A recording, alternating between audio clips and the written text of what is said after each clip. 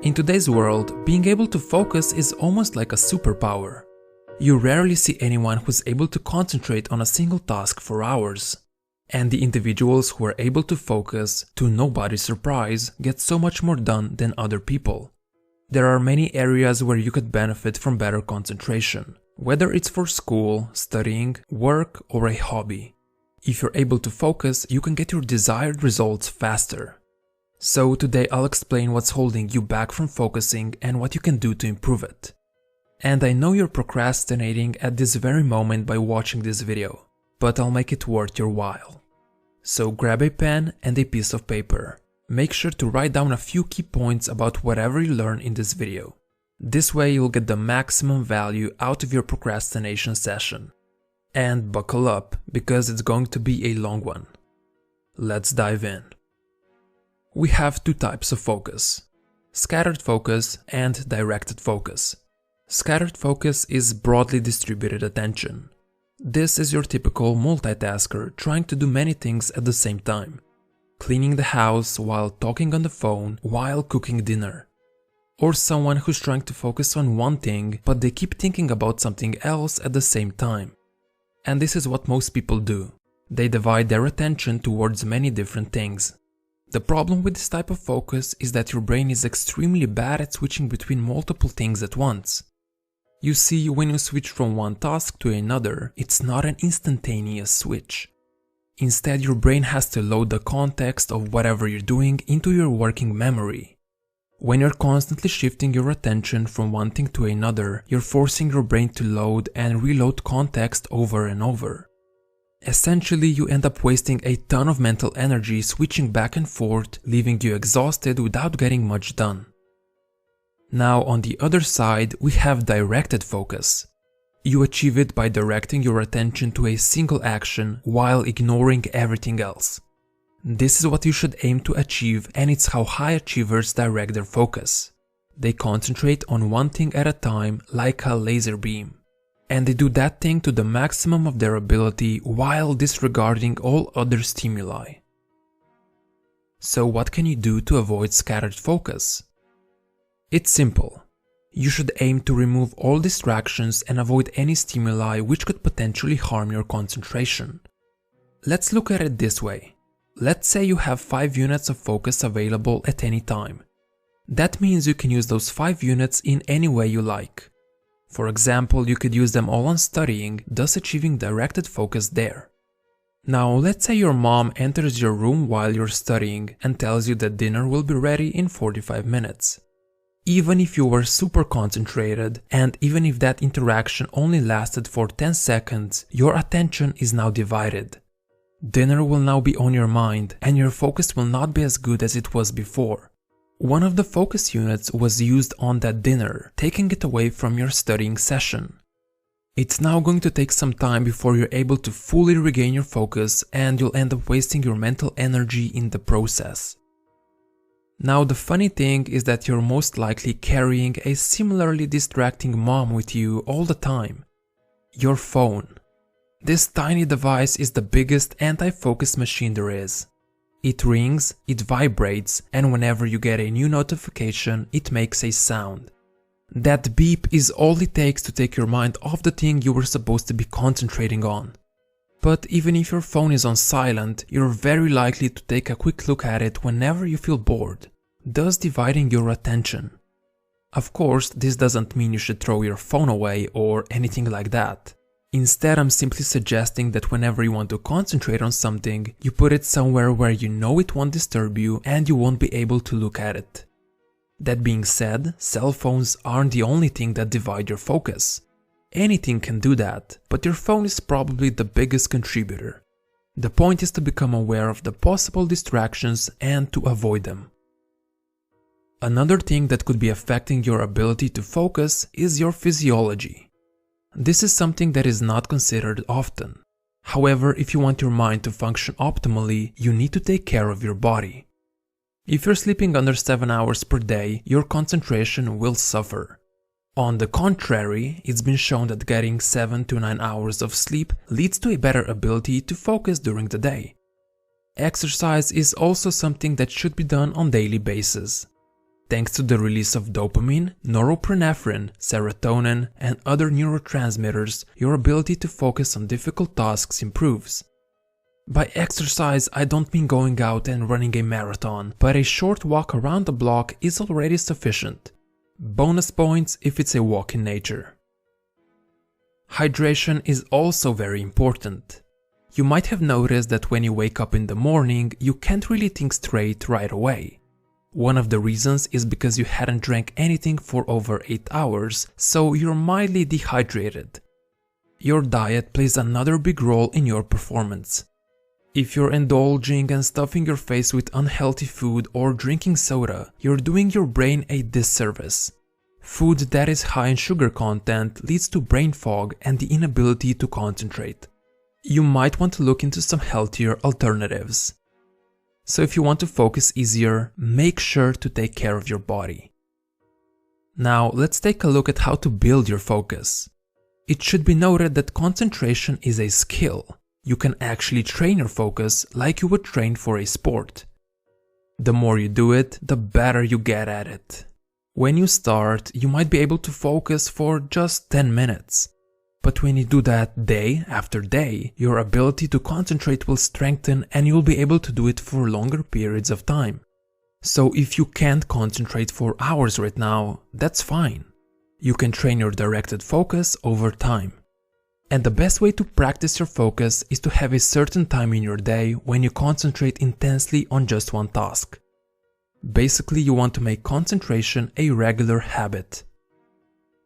A lot of us are waiting for the opportunity when everything is perfect, when we're feeling motivated, and when all the planets are aligned before we go and try to focus. But that's the wrong approach. Instead, it's way better to have a dedicated time in the day when you sit down and just concentrate on one thing for as long as you can. You then want to protect that block of time. The best time for focus is in the morning, about 1 hour after waking up. Usually that's when you're fully awake and your mind is not yet occupied with other things that require your attention. Plus, at the time you typically have no distractions and you have all your focus units ready to be distributed. This time of the day has been utilized by many historic artists, writers, and philosophers. But what about the afternoon? Well, you see, if you had a busy day, your attention has already been scattered in many different directions, and your brain is heavily stimulated. That's why it's so much easier to focus in the morning. Your brain has been resting for 8 hours after all. So if you decide in the middle of a distracted afternoon to switch your attention to a cognitively demanding task, for example studying, you'll have a hard time directing your focus. Your mind will already be occupied with other things. Such attempts will therefore frequently fail. But that doesn't mean it's impossible to focus late in the day. You just need to unstimulate your brain. And you do that by taking a proper break. You see, it's very hard to concentrate on something for a longer period of time without getting mentally tired. And it doesn't matter if it's scattered or directed focus. Both are exhausting. That's why you need to take a break and give your mind a rest after a while. However, this is where most people slip up.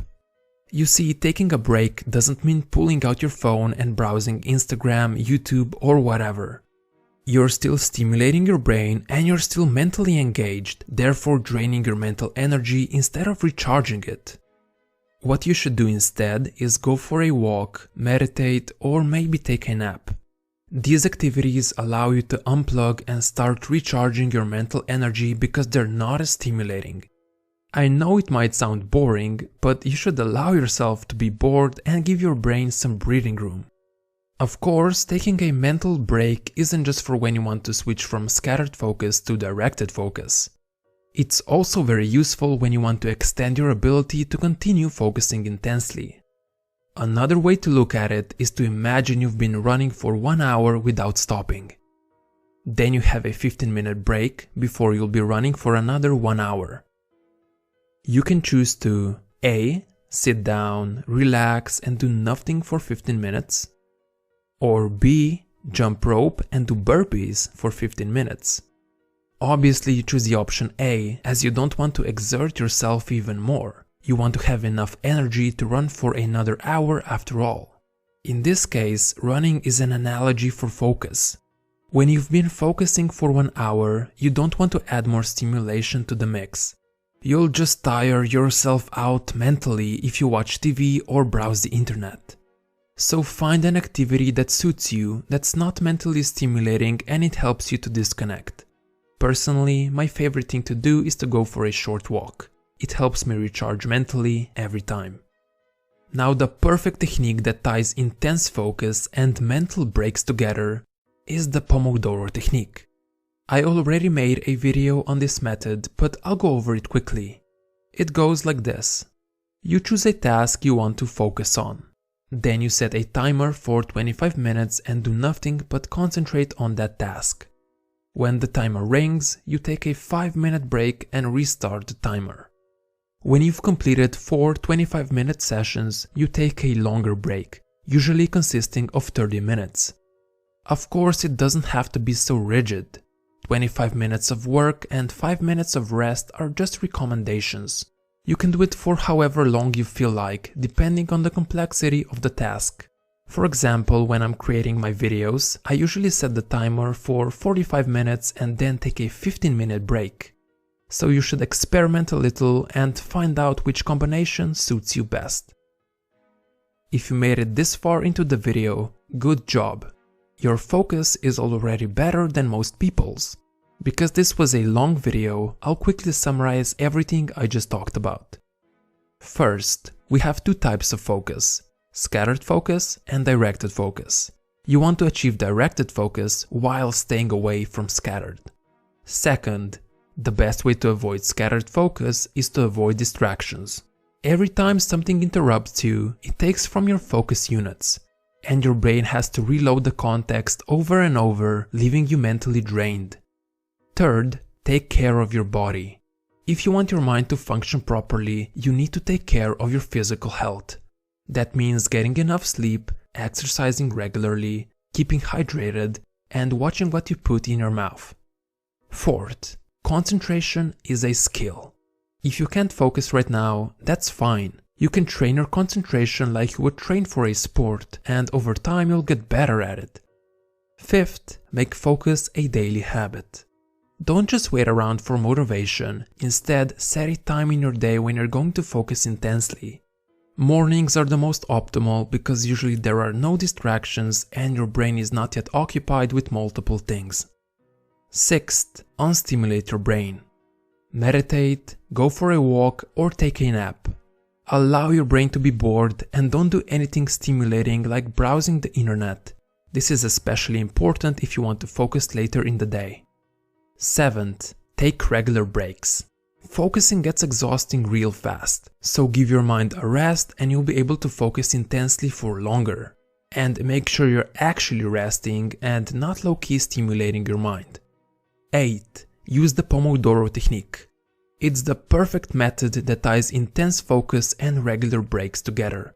If nothing else, make this technique your daily habit. This is it for this video. Thank you so much for watching till the very end. Hopefully you've enjoyed it, and if you did, give this video a quick like and subscribe if you haven't done so already. Hopefully you'll be able to focus better than yesterday.